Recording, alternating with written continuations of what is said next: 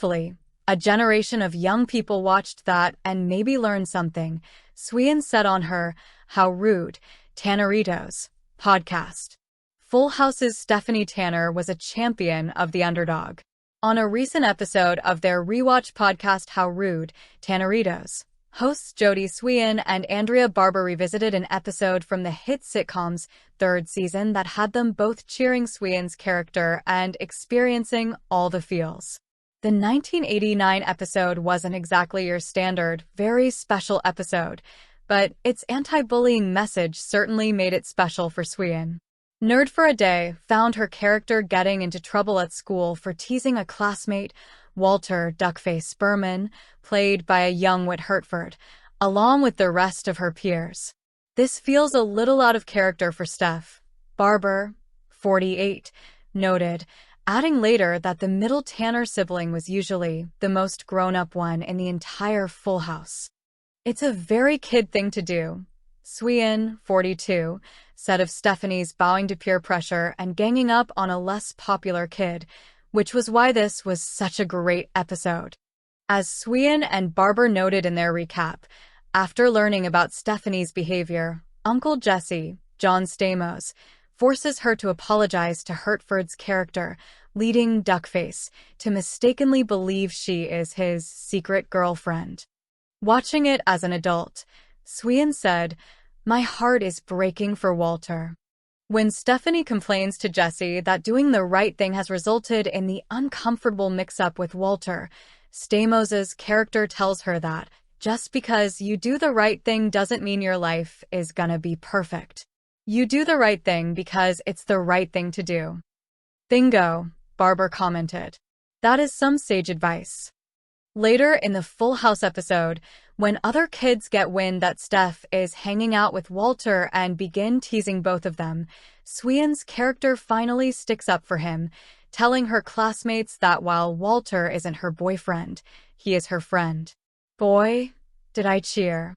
Barber said of the moment, "I watched this episode, and I was like, I'm so proud to be Steph. Like, I'm so proud of her," Swian said, adding that she and her character were always kindred spirits. Watching the episode, Swian reflected, "Made me really proud that we did such a great episode about being kind to others who are a little bit different, and that Steph was the one who was, like, not gonna put up with it. I'm really proud that that was who I got to be as the character and that she got to teach that lesson," she continued. That was the magic of Full House, Barber agreed. It was these important messages told through people who had this genuine connection. "I'm very proud of this episode," Swian added. "Steph is a badass. I love that she is who she is, and she'll fight for people.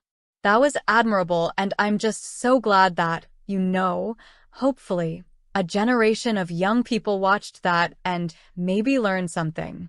Hertford, who went on to appear in several Full House episodes and also had small roles as a child actor in Nightmare on Elm Street 5, The Dream Child, Jurassic Park, and The Addams Family, joined Swian and Barber for a two-part interview posted late last week.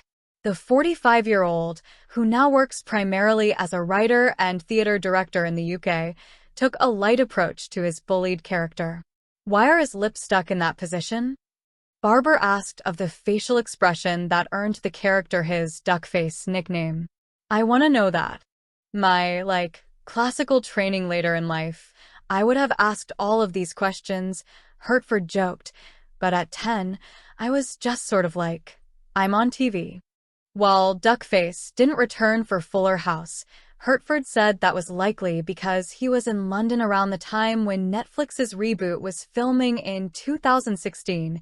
Swian had her own theory about where the character might have ended up as an adult. "I think what happened is that Duckface, much like Steph, they both traveled the world and became DJs," she said. "And they sort of operated in the same circles like in Ibiza and all these places, where they were, like, in their little party life or whatever. But now they're both back in San Francisco, and I think that's where we see things take off."